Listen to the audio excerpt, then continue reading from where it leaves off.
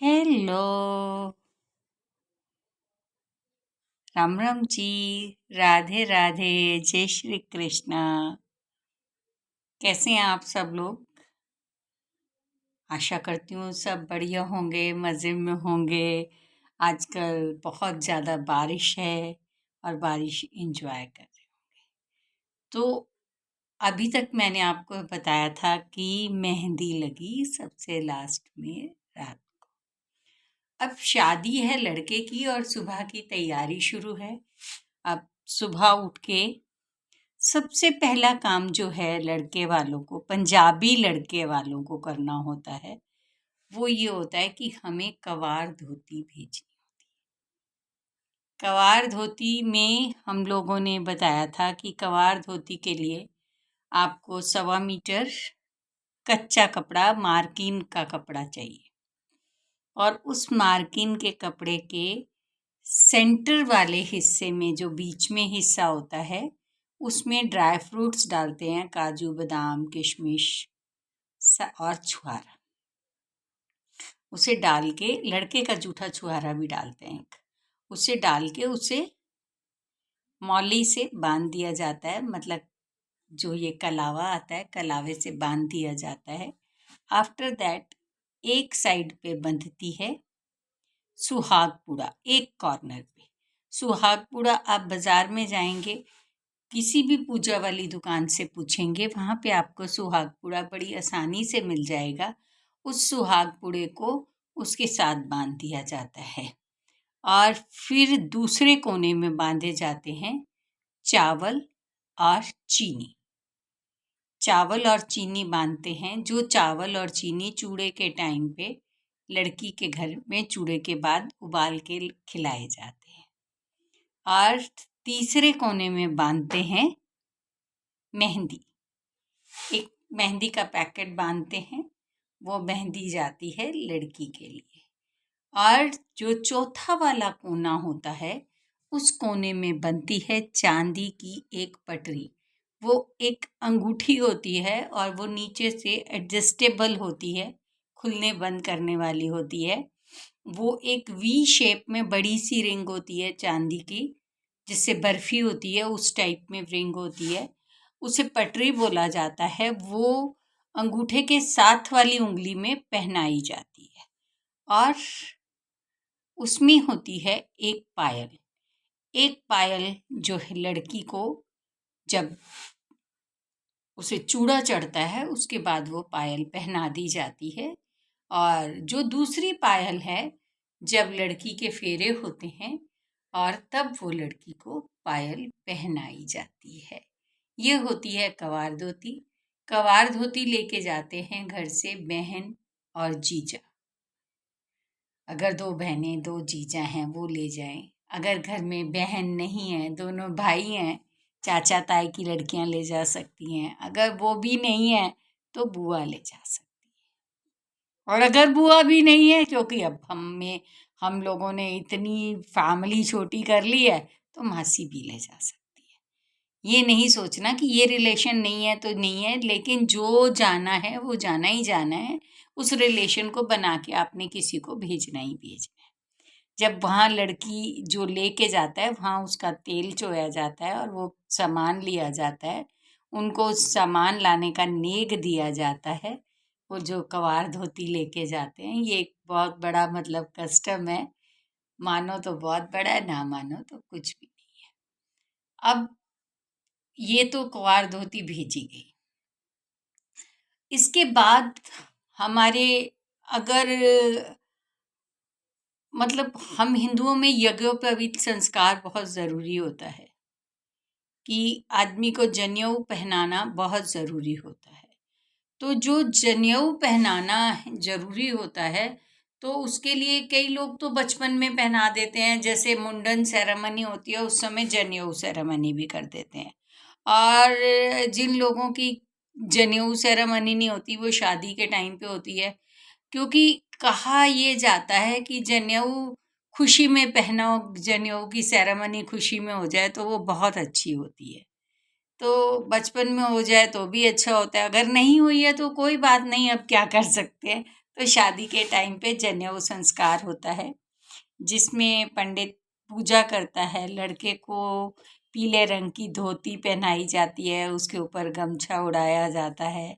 फिर वो जनेऊ संस्कार बहुत सारे मंत्रोच्चारण के साथ होता है, और उस जनेऊ संस्कार के साथ ही उस लड़के को मतलब अपना जीवन यापन करने के लिए, जैसे कि बाल्यकाल में ऋषि मुनि शिक्षा देते थे कि भिक्षा मांग के लाओ गुरुओं के लिए, तो क्योंकि वो फीस तो लेते नहीं थे, भिक्षा मांग के लाओ और उसी से वो गुरु खाना खाते थे।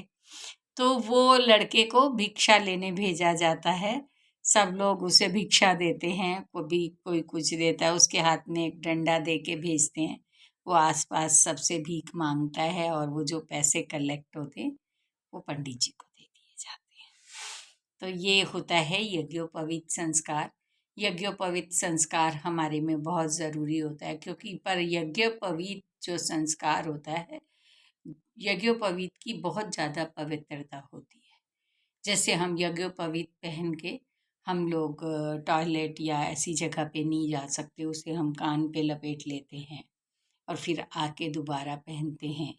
तो ये मतलब मैं अगर पूरे ढंग से कहो तो मैं भी नहीं बता सकती कि इसके लिए क्या क्या होता है, लेकिन हाँ, हमने शादियों में करवाया तो हम ये बात तो ध्यान रखते थे कि वो बात टॉयलेट वगैरह ना जाए उसे लेके। तो यज्ञोपवीत बड़ा पवित्र होता है, और ये यज्ञोपवीत संस्कार कराया जाता है।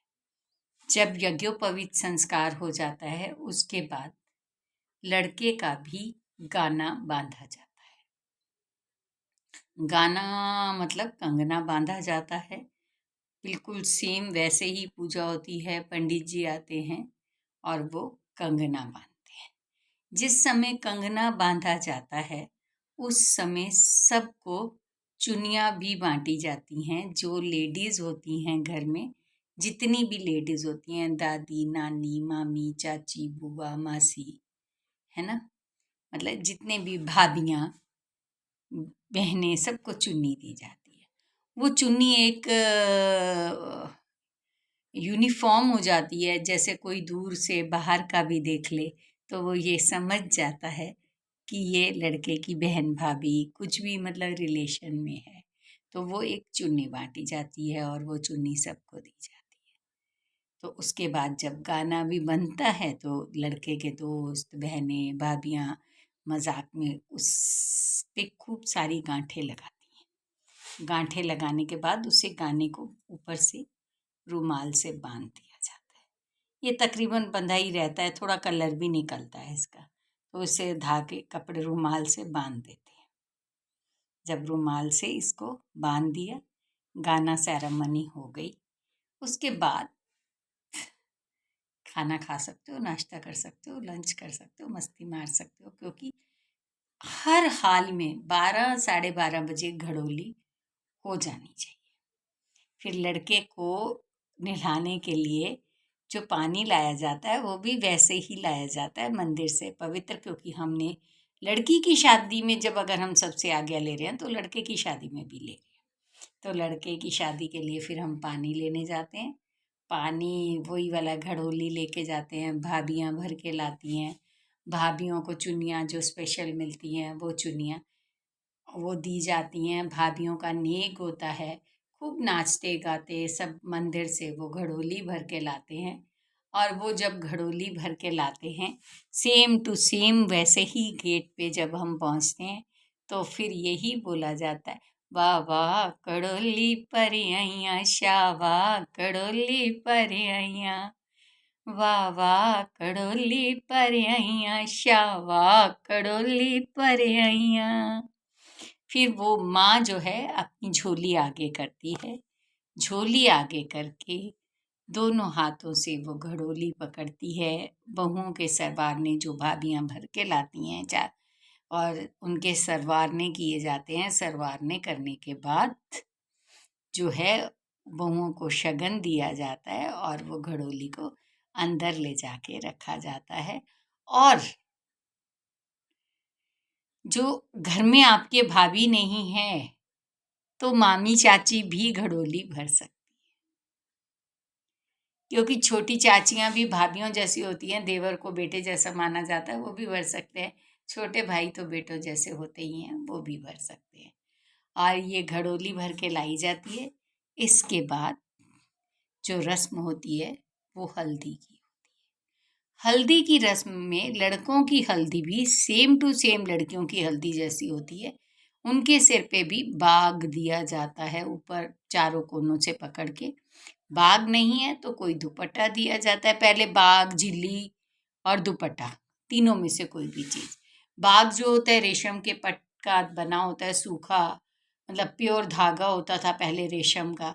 अब तो फुलकारी जो है ये नकली है, ये असली फुलकारी नहीं है। क्योंकि असली फुलकारी और बाग जिसे कहते हैं वो कॉटन के कपड़े पे बनता था, मतलब हाथ का बुना हुआ खद्दर जो होता था उस पे बनता था, और पट के रेशम से बनता था जिसे कहते हैं सुच्चा रेशम। उस रेशम से वो बाग बनाया जाता था। वो बाग उसके ऊपर ढका जाता है। उस बाग के बाद उसके जब बाग बन जाता है, बाग ऊपर दे दिया जाता है, उसके बाद सारे लोग, पहले भाभियां मेहंदी लगाती हैं, सब लोग वो हल्दी लगाती हैं। लड़के के पैरों के नीचे भी रुई रखी जाती है कि तेरा भी रास्ता कोमल हो।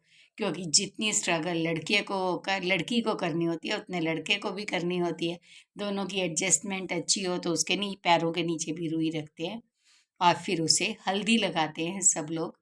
हल्दी लगाने के बाद जिस पटड़े पे उसे बिठाया जाता है वो उसके जो सुबह उस पे पूजा करी थी उस पटरे पे बिठाया जाता है जिस पे गाना बांधा था। वो पटरे पे बैठने के बाद अब लड़के को नहलाने के लिए ले जाना होता है। तो जो ये बारी होती है ये होती है मामा लोगों की। मुए मुंडिया जे तू चढ़िया खारे, तेरा मामा रुपये वारे। वेरा जे तू चढ़िया खारे, तेरा मामा नोट वारे। तो मामा जो है वो खारों से लड़के को उठाता है, फिर उसको नहलाने के लिए लेके जाया जाता है।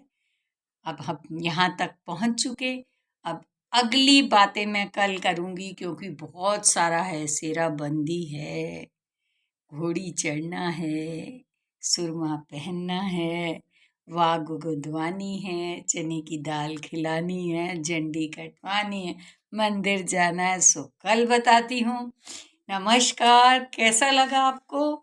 अगर मेरा वीडियो अच्छा लगा है तो प्लीज़ लाइक शेयर ज़रूर करा करें, सब्सक्राइब ज़रूर करें। मैं बार बार आपको कहती हूँ, आपका सब्सक्राइब करना ही मेरे लिए बहुत कुछ है। प्लीज़ सब्सक्राइब ज़रूर करें।